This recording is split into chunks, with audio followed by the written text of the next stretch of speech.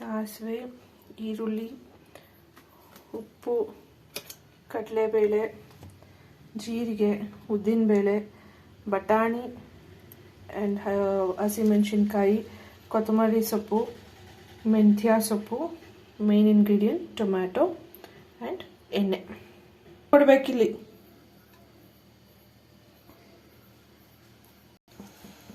ಎಣ್ಣೆ,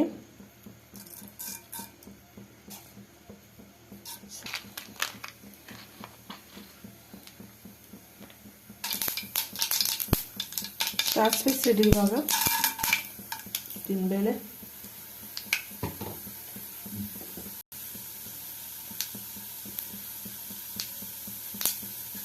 ಸ್ವಲ್ಪ ಜೀರಿಗೆ, ಇದೆ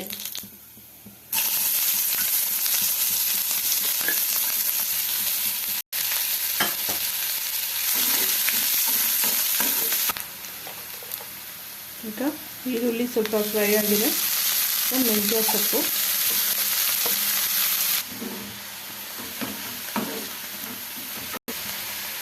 ಸ್ವಲ್ಪ ನೀರು ಬಿಟ್ಕೊಳ್ತಾ ಇದೆ. ನೀರು ಬಿಟ್ಕೊಂಡು ಚೆನ್ನಾಗಿ ಸುಂದ್ಕೊಳ್ಬೇಕು. ಅಲ್ಲಿವರೆಗೂ ಚೆನ್ನಾಗಿ ಕಾಯಿ ಆಡಿಸ್ಕೊಂಡು ಬಾಡಿಸ್ಕೋಬಹುದು. ಈಗ ನಾನು ಸ್ವಲ್ಪ ಟೊಮೆಟೊ ಹಾಕ್ತಾಯಿದ್ದೀನಿ. ಅದು ನೀರು ಸ್ವಲ್ಪ ಸುಂದ್ಕೊಂಡ್ಮೇಲೆ ಅದ್ರ ಜೊತೆಗಿದೂ ಫ್ರೈ ಆಗಲಿ ಅಂತ.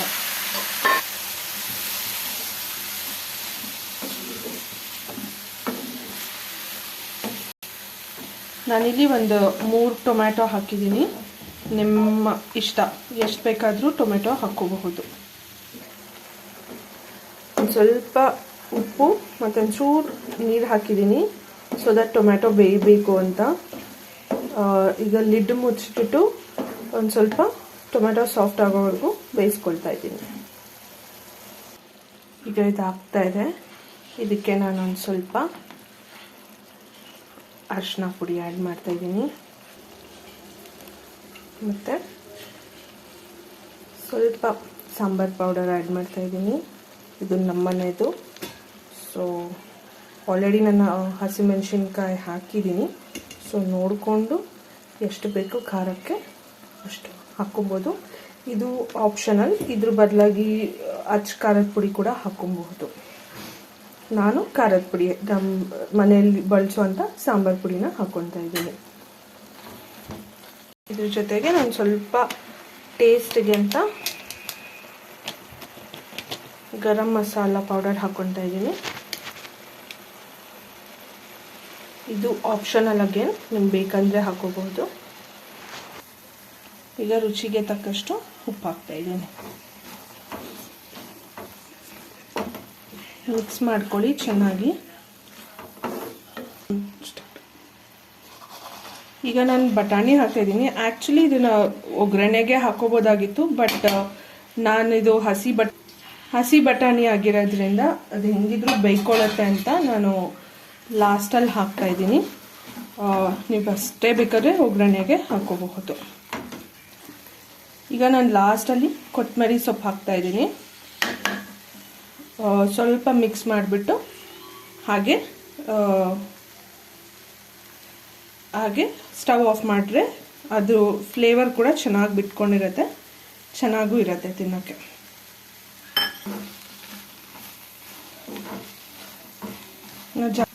ನಾನು ಜಾಸ್ತಿ ಫ್ರೈ ಮಾಡ್ತಾ ಇಲ್ಲ, ಸ್ಟವ್ ಆಫ್ ಮಾಡ್ತಾ ಇದ್ದೀನಿ. ಸೊ ದಟ್ ಕೊತ್ತಂಬರಿ ಫ್ಲೇವರ್ ಹಾಗೆ ಇದ್ದರೆ ಬಿಟ್ಕೊಂಡ್ರೆ ಚೆನ್ನಾಗಿರುತ್ತೆ ಅಂತ. ಸೊ ಈ ಗೊಜ್ಜನ್ನ ಅನ್ನಕ್ಕೆ, ಚಪಾತಿಗೆ, ದೋಸೆಗೆ ತಿನ್ನಬಹುದು, ಚೆನ್ನಾಗಿರುತ್ತೆ. ಮೆಂತ್ಯ ಸೊಪ್ಪು ಕಹಿ ಅನ್ನೋರು, ತಿನ್ನೋಕ್ಕಾಗಲ್ಲ ಅನ್ನೋರು ಈ ರೀತಿ ಟೊಮೆಟೊ ಗೊಜ್ಜು ಥರ ಮಾಡಿಕೊಂಡು, ಟೊಮೆಟೊ ಗೊಜ್ಜಿಗೆ ಮೆಂತ್ಯನ ಹಾಕ್ಕೊಂಡು ಮಾಡಿಕೊಂಡ್ರೆ ಚೆನ್ನಾಗೂ ಇರುತ್ತೆ. ದೇಹಕ್ಕೂ ಒಳ್ಳೆಯದು, ದೇಹಕ್ಕೂ ತಂಪು ಕೂಡ. ಆ್ಯಂಡ್ ಅದರಲ್ಲಿರೋ ಫುಲ್ ಬೆನಿಫಿಟ್ಸ್ ತೊಗೊಬಹುದು.